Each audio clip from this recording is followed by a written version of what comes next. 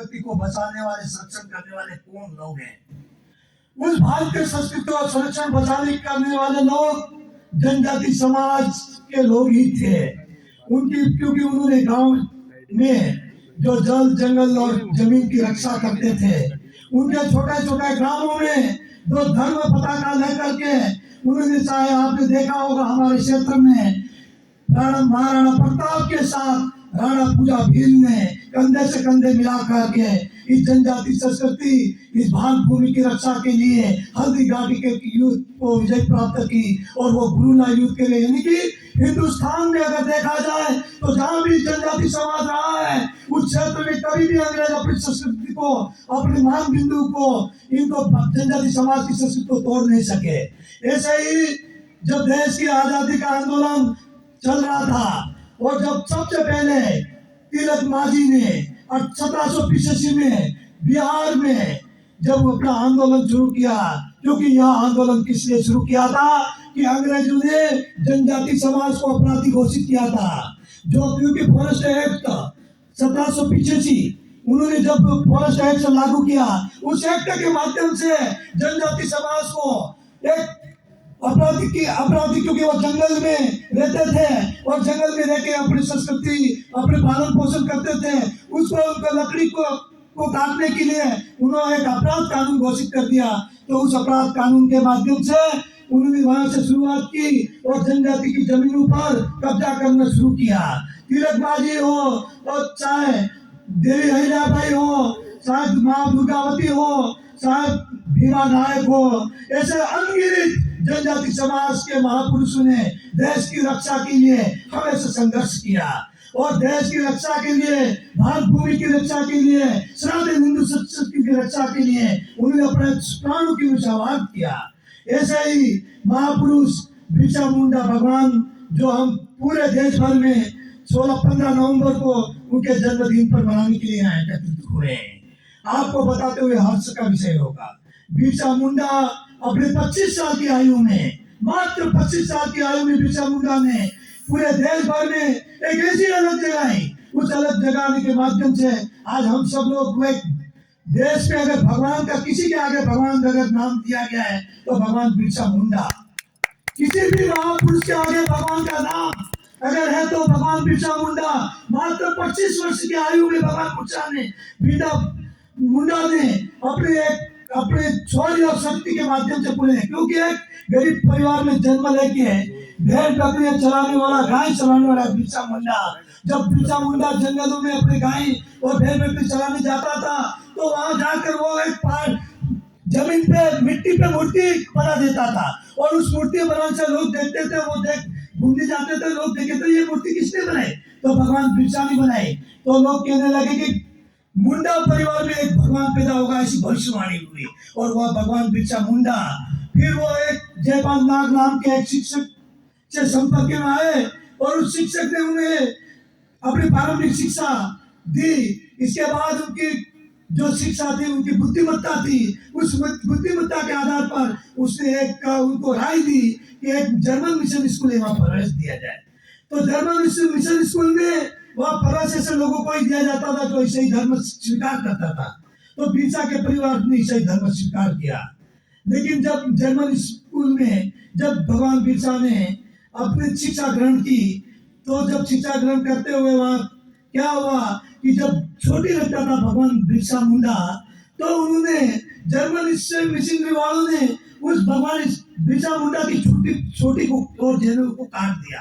पर जब भगवान बिरसा मुंडा को गुस्सा आया कि मेरी संस्कृति को मैं कैसे काट सकता हूँ, जो उसकी छोटी थी, छोटी काटने के बाद उन्होंने अपने पढ़ाई छोड़ करके वो गांव वापस लौट आया। फिर भगवान बिरसा के आनंद नाम के गुरुजी, आनंद पांडे नाम के गुरुजी के संपर्क में आए और उन्होंने सनातन संस्कृति की जो रामायण, महाभारत, वेद और अन्य ग्रंथ पढ़ा और पढ़ने के बाद आभास हुआ कि जो भारतीय संस्कृति के जो मूल बिंदु है, उन मूल बिंदु के आधार पर मैं समाज को, मूल जनजाति समाज में ऐसी संस्कृति पैदा कर सकता हूँ कि जिससे मेरा समाज सुरक्षित रह सकता है, मेरा देश सुरक्षित रह सकता है, मेरा धर्म सुरक्षित रह सकता है। इसी के माध्यम से बिरसा मुंडा ने अपने संस्कृति को बचाने के लिए गांव-गांव जन जागरण किए, क्योंकि आप सब इस यात्रा के माध्यम से जन जागरण कर रहे थे। इसी तरह से उस जन जागरण के माध्यम से बिरसा मुंडा ने जब उसने गांव में जागो समाचार के जागरण का काम किया तो अंग्रेजों को पता लगा कि बिरसा मुंडा गांव-गांव समाज का जागरण कर रहे हैं, इसलिए आप उसको तो बिरसा मुंडा को उन्होंने गिरफ्तार कर लिया। गिरफ्तार करके रांची की जेल में डाल दिया। जब रांची की जेल में डाल दिया तो 2 साल सजा काटने के बाद भगवान बिरसा मुंडा वापस निकले, और जब 2 साल जेल से आए तो भगवान बिरसा मुंडा के स्वागत में हजारों लोग इकट्ठे हो गए, और पता चला अंग्रेजों की बिरसा मुंडा को जेल के बाद भी पूरा जनजाति समाज पूरे देश भर में उनकी वाहवाही लूट रहा है, क्योंकि भगवान की पूजा कर रहा है। यानी कि जीता जिंदे व्यक्ति की पूजा कर रहा है, यानी कि भगवान जिंदे व्यक्ति को मान रहा है। और इस आधार पर भगवान बिरसा मुंडा को पूजा करते हुए फिर डांबोई पहाड़ी पर उस गुलाम के माध्यम से पूरे जनजाति समाज को संगठित करके 300 फीट ऊंचाई पहाड़ी पर जब एक आंदोलन चल रहा था और अंग्रेजों ने पूरी पहाड़ी को घेर लिया, जैसे अपने मांगट धाम का वैसे कैसे आंदोलन, उस पहाड़ी पर को घेर के फिर उन्होंने गोलीबारी शुरू की। लगभग 300 लोग उसमें शहीद हुए। तो अभी बिरसा मुंडा पकड़ में नहीं आए, और जंगल में बिरसा मुंडा अपने जब 9 दिन तक जंगल में घूमे, और इसके बाद जंगल में किसी, क्योंकि समाज में भेदिया होते हैं, तो इस तरह से भेदिया ने किसी ने बिरसा मुंडा के बारे में बता दिया और बिरसा मुंडा को पकड़ करके जेल में वापस डाल दिया। जब जेल में डाला गया बिरसा मुंडा को, तो बिरसा मुंडा भी जेल में था, तो अन्न पानी जल सब त्याग दिया जनजाति समाज ने। और जब उन्होंने अपने गांव-गांव भजन मंडली के माध्यम से उन्होंने जागरण किया, फिर भी जब बिरसा मुंडा के उस आंदोलन से छूट नहीं रहा, तो 2 जून को जब बिरसा मुंडा को हैजा से मृत्यु घोषित कर दिया अंग्रेजों ने, क्योंकि दिमाग जहर दिया गया था, वो हैजा से मरा नहीं था। फिर भी बिरसा मुंडा ने जब मरने के उपरांत पूरे देश भर में उनकी जो अलग थी, जो जागरण था, उस जागरण माध्यम से देश भर में बिरसा मुंडा के जो विचार थे वो विचार आज भी जीवित हैं, और हम सब लोग बिरसा मुंडा के उस विचारों को माध्यम से आज जागरण देश भर में कर रहे हैं। उन विचारों को आजादी के 75 वर्ष के बाद भी दबा के रखा। किसी ने उनके अनगिनत 3 महापुरुषों की किसी ने याद नहीं किया। क्यों? जनजाति समाज के ऐसे महापुरुष, क्योंकि उन्होंने दबाने का प्रयत्न किया था। 75 साल जिन लोगों ने शासन किया इस देश पर, उन्होंने जनजाति समाज, क्योंकि जनजाति समाज को धर्मांतरण करना चाहते थे, ऐसे लोगों के द्वारा दबा गया। फिर इसके बाद भारत सरकार ने 10 नवंबर को पिछली बार पूरे देश के जनजातियों की मांग थी कि भगवान बिरसा मुंडा के दिन जन्मदिन को जनजाति गौरव दिवस घोषित करें। तो पिछली बार देश के यशस्वी प्रधानमंत्री नरेंद्र भाई मोदी ने 15 नवंबर को देश भर में यह जनजाति गौरव दिवस के रूप में घोषित किया। उस गौरव दिवस के माध्यम में आप और हम सब लोग मना रहे हैं। हम सौभाग्य हैं, हमें सौभाग्य की ऐसे महापुरुष के जन्मदिन पर भारत सरकार ने 15 नवंबर को जनजाति गौरव घोषित किया, और उसके साथ ही लगभग भारत सरकार के द्वारा 85 महापुरुषों की जीवनी लिखी गई, और उन्हें 85 जीवनियों को लिख करके पूरे देश भर पर उसका जागरण किया गया। और आज आपको देश के 125 विश्वविद्यालयों में उस जीवनी के बारे में जानकारी प्रदान की गई। अभी बांसवाड़ा में कार्यक्रम में राज्यपाल महोदय आए थे, उसका संयोजक बांसवाड़ा के कार्यक्रम का संयोजक नहीं था। इसके बाद अभी 27-28 नवंबर को दिल्ली में माननीय राष्ट्रपति महोदय के सानिध्य में 85 महापुरुषों की जीवन के बारे में प्रदर्शनी लगाएंगे, और वहाँ भी कार्यक्रम आयोजित किया जा रहा है। इस तरह से हमारे यहाँ भी जनजाति समाज के ऐसे कई महापुरुष रहे, क्योंकि ये जो हमें मानगढ़ धाम, क्योंकि हमें सिर्फ स्टोरी मानगढ़ धाम की जो स्टोरी और बिरसा भगवान मुंडा की स्टोरी में कोई फर्क नहीं, क्योंकि मानगढ़ की पहाड़ी पर भी 17 नवंबर को हजारों जब भील समाज के लोग वहाँ पे थे, और उनके सामने जब धर्म जागरण का काम कर रहे थे, और उस यात्रा के दौरान उन्होंने वहाँ पे भी ऐसा ही काम किया जो डांबोरी की पहाड़ी पर किया था।